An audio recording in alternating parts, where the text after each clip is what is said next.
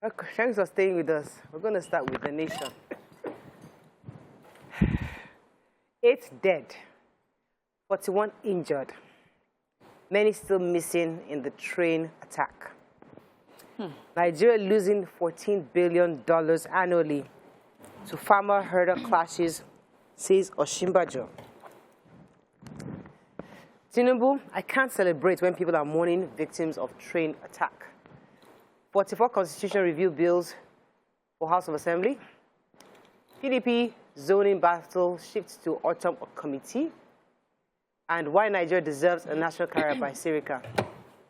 Okay, which story are we starting with? Let me take the major headline. So it's been reported that 8 people have died in the very tragic incident that happened with the train, the Abuja-Kaduna train.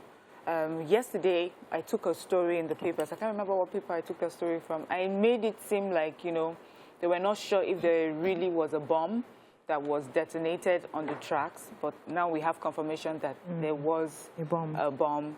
And, of course, we have seen, a lot of us by now have seen pictures and videos of how, you know, the train was bullet-ridden, people. So of the numbers of people, you know, we had heard about 970 passengers, but now in today's papers we're hearing about 398 passengers. That's from the Minister of Transport. He says that there are 41 people receiving treatment, and he said 398 passengers were on board. The Kaduna State government says it's 362 passengers. Anyways, and they're still trying to confirm, using the manifest, trying to confirm everyone that was on board. But they have a few people missing, and the names of those who have passed, their names have been put down as well. We have accounts from those who survived. They said the people who came in from eyewitness accounts say they were young. They looked like they were aged between 18 to 22. They looked more Chadian than Nigerian or Nigerians. And that their food, it wasn't like our own. So it looked like they were foreigners. And that they headed for the VIP business, the business class section. That was where they were headed mostly, you know. Really, really sad. I know the president, I was going to take a story about what the president said, but it's really, really sad because now they're all demanding that quickly the security chiefs do something and ensure that there's proper surveillance around these trains and these tracks. I mean, it's really, really sad. It's our hot topic today. We'll dwell on it later. I was going to say that's my problem. Reactionary. So. Okay, so, another story. So, the Vice President yesterday, speaking at the Livestock and Aquaculture Trade Fair in Lagos, said that Nigeria loses over $14 billion yearly to the frequent clashes between herders and farmers. And he was speaking at this event, and he said that one of the ways that the federal government is trying to solve this problem is by setting up the National Livestock Transformation Plan, NLTP. And this is going to, as much as possible, help livestock farmers to create sort of a ranching system that will help them grow their livestock, provide quality food for the livestock. And this also said about 22 states have sent their letter of expression that they want to be a part of it. 10 states have set up that livestock office in their different states, and said about 4 are just trying to map out the gazetted areas that will be for it. And he said this will provide about 2 million jobs to Nigerians. Find a way that we can have peace so that we grow our agricultural sector and stop losing money. So I was at the colloquium yesterday, and all the stage was set. People came in, guests came in. It was a nice networking event where you see people, you meet people, you talk, and that happened for about 2-3 hours while waiting for the celebrant to come in. First, the governor came in, and they went on. They sat down, and the celebrant, the Asiwaju Bola Ahmed Tinubu, came in, sat down for a few minutes. We saw him get up abruptly, rushed outside, came inside, and there was a lot of back and forth. They were just wondering what's going on here, and suddenly he went up stage and called the governors and the obas and those around him and said, listen, this can happen, that he's been so swamped with the colloquium planning that he didn't even read the news or understand the impact. So once he now saw the the amount of damage. According to he actually thought it was 60 people died, I think, but now papers are saying it's about 8. What he said on stage was about 60. I'm sure that 60 he said is the real figure. Possible. So he therefore cancelled the Kolomana. In fact, he said, go home. I mean, when they had go home, people said, go home. Yeah, go home. You can pray in the house and pray for the souls of those who have passed. It was a good move, Sha. Yeah. It was. Yeah. It was. Moving on to the Punch Kaduna Abuja train attack. 3 Kwara killer kidnappers shot dead, weapons charms recovered. Ekiti, 75-year-old farmer escapes death in herdsmen attack. Yahoo boy's mother jailed 5 years for receiving 91 million naira fraud largesse. Presidency, I won't bow to APC's intimidation, declares Wike. Kwakanso resigns from PDP, cites disagreement, joins NNPP. OAU students murder, Falano 6 fiat to prosecute hotelier and others. Cargo importation, clearing agents plan fresh strike, demand duty revenue review. And poor Nigerians to hit 95.1 million in 2022, says World Bank. Okay, which story are we starting with? Let me just quickly talk about Mrs. Debest or Sarun. Sarunwese. Sarunwese. She was the mother of a Yahoo boy, an alleged internet fraudster. Right. She received 91,296,150 naira. Proceeds of his activities, and she has been jailed for 5 years for she pleaded guilty. Wow. And, she collected 91 million from his son that you know that cannot afford it. Yes. And you know there was a time they set up a Yahoo Mothers Club. Yes. Yes. Celebrating their children, that the government is not doing anything. Yes, for them. So why is the government harassing these young boys that are trying to take care of them and all that? This is like a lesson. It's a lesson, but I just hope that they start to jail our politicians too, like this. You know, Okay, let's take a few more stories in Punch. So a 75-year-old man, Pa Adesoye Oguntayo, escaped death in an attack on his farm by herdsmen at Okeako Ikole, local government area of Ekiti State. He said he was on his farm on Monday trying to, pick cashews. Now, what has happened is that a lot of them in that area are not able to go to their farms because of herdsmen activities. And he was just trying to pick cashews when he saw about 5 herdsmen with their cattle. He said he understands a bit of Fulani, so anytime he sees them, he just greets them. So he greeted them and they didn't respond to him, only for one of them to take their long stick and started hitting him. And when the stick broke, they just rushed him and started using cutlass. So it was his son who rescued him, and then they took him to the hospital. He was bleeding all over. And they are appealing for help, saying that some parts of the local government in Ekiti State do not have police anywhere in those areas. People are not able to access their farms and nothing is being done. That this is just because people were able to see it, that a lot of things happen there on a daily basis between herdsmen and farmers who are just trying to earn a living. They are not even allowed to farm. So they just sneak in, pick what they can pick so that they can feed. And the government has to step in.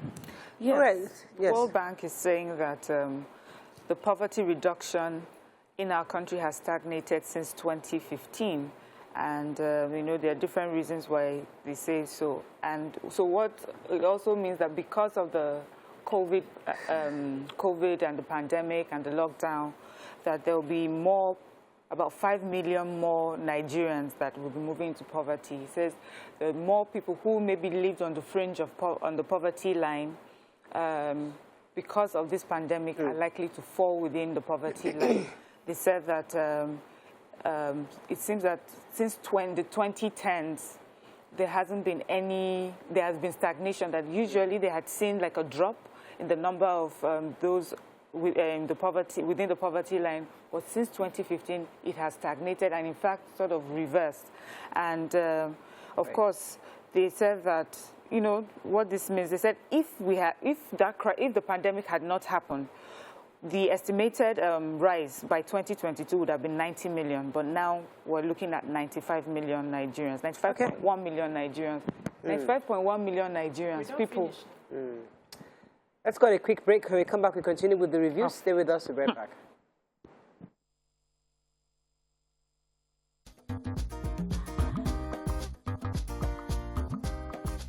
Stay tuned. Your View will be right back. Thanks for staying with us. So before I move out of Punch, there's a story that caught my attention, cargo importation. So the clearing agents are saying that they might embark on another strike because according to them, the Nigerian Customs Service have failed to review the price charts for imported vehicles. According to them, I think it was the chairman of the National Council of Managing Director of Licensed Customs Agents, Abayomi Duyile, was saying that they are asking them to please review the current chart because currently they said it's still about 40% higher than the current market realities. And if they don't do this review, they would have to go on a strike. They've been trying to reach out to the Customs Service, but they have not been willing to accept their requests. Okay, moving on quickly to Daily Sun. Outrage tears trail Kaduna train attack. My presidency will make Nigeria better, says Wike. PDP will come up with acceptable position on zoning, says Autumn. Don't spare anybody wielding AK-47 unlawfully. Buhari orders service chiefs. Nigeria fumbles out of World Cup. Abia PDP out zoning stage. Strange, says Onyema Ugochukwu. And Nigeria's tax system fragmented and inefficient, says Buhari. All right. Was the Arkansas story in Punch? Arkansas, I took it, yes, it's also in Sun, yes. Yeah. Arkansas bomb dumps So PDP. the former governor of Kano, who left PDP to join APC and left APC to join PDP, Oshe. has now left PDP again To join APC. join MPP. MPP, Oshe. saying that he has irreconcilable differences. Wow. And that A divorce. he has written them a formal letter saying because of the irreconcilable differences, the grasshopping has started again. Oh my goodness. He has hopped to another party.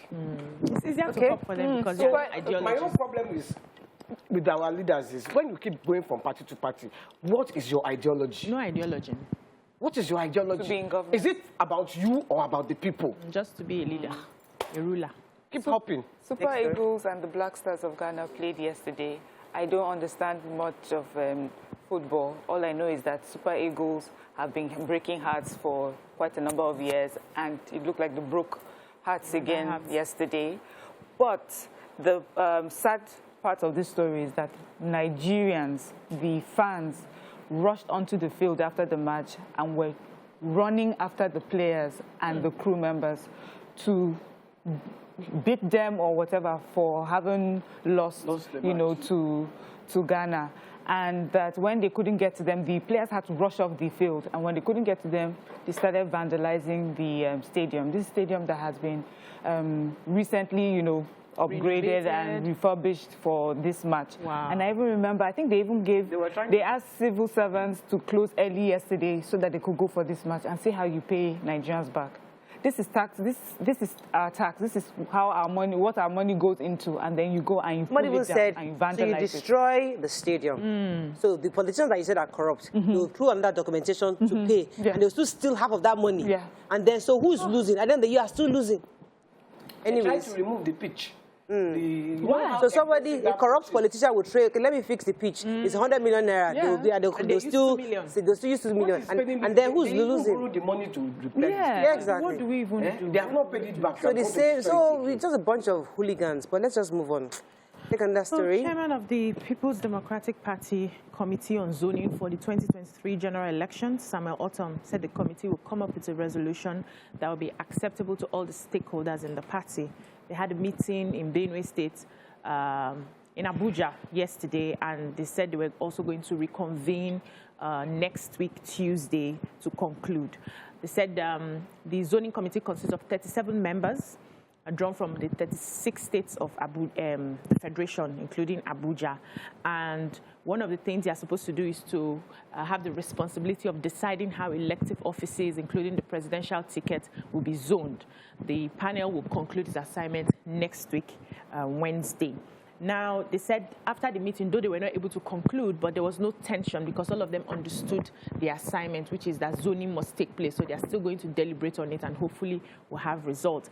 And he also went ahead to say that he's not resigning. He has vowed to complete his assignment without blemish because he was accused by the Arewa Youth Consultative Forum that, you know, he hosted Wike when he came to talk about his presidential ambition, and then Wike gave him 200 million to repair some of the markets. I think one of them is Katsina Ala that was, raised down due to Headers Farmer crisis. And he's saying that this is very insensitive of people to feel that he's going to be compromised because he accepted money. That is like a brother who understood what Benue State is going through and decided to help him out.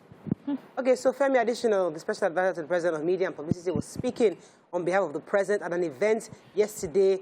It was a tax dialogue with the theme tax harmonization. And interestingly, the President said and agrees that our tax system is fragmented and it's overlapping multiple taxations across board. And that can be very stressing for Nigerians. According to him, in most tax-efficient nations, tax and administrative processes are harmonized within a single account or single system, which is great. Yeah. So one key deliverable for them this year is to ensure to harmonize all these various taxes into one, such that people don't have to keep paying multiple taxes. And according to them, this clarification became necessary as they're going to review the 2021 Finance Act with the FIRs as a sole authority to administer tax for the federal government. I mean, it's good that they know, but I just hope indeed that they're able to do it such that we don't have to keep doing multiple taxation across board. Moving on very quickly now to Vanguard. Let's find out the story. We've not taken pictures. Vanguard actually has the faces of those who died at the train track. So we have the Musa Ozigi, I think he's one of the secretary of TUC, and there was another person, Akishola Abdukofar Mata, and the Dr. Chinelo Nwado. These are 4 of the people, I think there were 8 in number that actually died. And those injured, we have Maria Tu, Bala Usman, and Wakala. So these are real faces, these are real people, and our hearts go out to their family. May God give them the fortitude to bear this loss. Constitution review, National Assembly transmits 44 bills to State House of Assembly. 2023, it's time for South to produce Christian president. Oshu APC places embargo on campaigns focused on Yetala's re-election. Massive support trails Peter Obi's declaration of presidential ambition. Soludo nominates 20 commissioners, 15 special advisors. Why Access Bank is going hold co, says Wigwe. And revenue from crude oil too volatile and unbearable. Is there a story we haven't taken here? No. Do we have Lassa fever there? I guess you can go ahead. Lassa fever. Nobody took any story. Okay, go ahead with your story. No, that not take this story. Move on. Let's go to so let's okay, maybe story. Governor of Anambra State has submitted a list of 20 commissioner nominees to his State House of Assembly for approval, and the names of the nominees are there. Also asking for the confirmation of 15 special advisors, and I guess we'll see from there. So the names are there. So I guess people in Anambra State will look at these names and see the caliber of people that he has nominated to be commissioners. I'm really wishing Anambra State, success. I hope that all the people that they finally approve of work hand in hand with their governor, because he seems to be a forward-thinking person, and that Anambra State will be better for it. So remember that we have a constitution review going on. So the National Assembly transmitted 44 alterations of the Constitution to the 36 State House of Assembly. This was received by the Clerk of the National Assembly, the CNA, Olatunde Ojo, who distributed the copies to all the various clerks of the state legislatures for review. And so remember, they've done it at the central. Now all the 36 states should go and look at the various bills, and then let's see if it's something that is acceptable for the bill. According to the CN, they said that we must see ourselves as bona fide and privileged representatives of the Nigerian people, because what we are doing today is one of the sacred and cardinal obligations of the responsibility and responsive servants of the people. So I guess it's the first time the clerks of all the various houses came all the way to the center to receive this kind of document. I mean, makes them feel actually important. Have you read this? Okay, the Nigerian Tribune. Yeah. Let's find a story we have not taken. Lagos police trail sponsors or abductors of school children. Ipman blames private depot owners for hike in PMS price. Nigeria has recorded 120 deaths, 659 cases of Lassa fever in this year. EFCC secures conviction of 2,220 for cyber crime, recovers 152 billion naira. And police foil attack on Dangote refinery in Lagos. Okay. Yes, the Dangote refinery attack, there was an attempted attack on the refinery. The hoodlums came in through the water, and they tried to cut away the already installed armored cables in the refinery, but they were foiled. The police got wind of it, and they shot them. Once they saw the security operatives, they ran away, but one was shot and killed. I think they shot out each other, but they killed one, and then they have commenced investigation to arrest the remaining attackers. Yeah, so this is what we'll be dealing with. We have infrastructure, we have hoodlums, we have bandits, then we have Nigerians who go crazy at the stadium. What is this? Or the refinery that has not even started. Yes, the one that we're all waiting for, that is supposed to be our saving grace. So that's what when you build something, your children are destroyed. No, there's a saying where you build something, if you don't do that, so you need that human capital development. People just don't know what to do. Yes. So Lassa fever, the Nigerian Center for Disease Control, NCDC, has said that so far 120 deaths have been recorded from Lassa fever since the beginning of 2022, and we're only in March. That's a large number. So the DG of NCDC, Dr. Ifedayo Adetifa, has said that we had 659 confirmed cases of Lassa fever in over 23 states. The fatality rate of 19%, which is about 120 deaths so far. And he said because of this, NCDC has published public health advisories on Lassa fever via its website. And then it has also warranted the activation of National Lassa Fever EOC to Level 2, multi-sectoral National Rapid Response Team deployed to a few states that were mentioned here, and just, that will strengthen the disease surveillance system within the country. Okay, thank you very much. That's all we can take on Front Page Review. When we come back, the train tracks is the hottest topic in Nigeria right now, and we need to discuss and get clarity. Stay with us. We'll be right back.